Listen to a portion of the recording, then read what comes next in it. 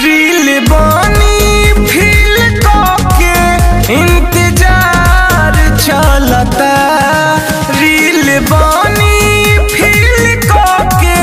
इंतजार चलता, इंतजार चलता, ऐसन विचार चलता कि पेन्ही पियर सलवार करे बाजार चलता, कि पेन्ही पियर सलवार करे बाजार चलता।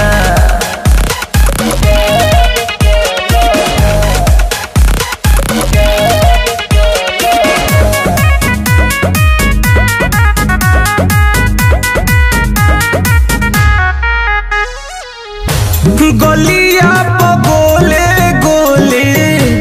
अंगूरी घुमाई, आवाज वायरल करी, हथवा कमरिया पर धरी के हिलाई, अब माजा लूटे वाला तलहार चलता, तलहार चलता, हो बाहर चलता, कि पेन्ही पियर सलवार करे बाजार चलता, कि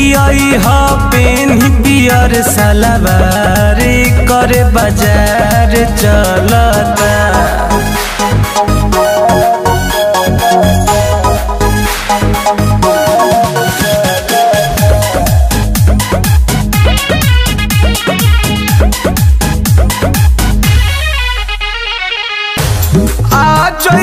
जान जानी करी बहाना,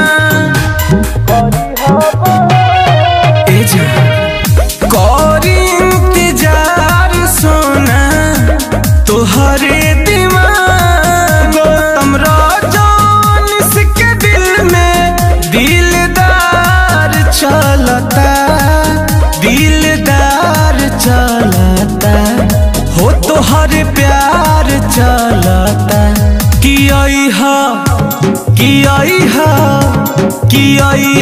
पेन्ही पियर सलवार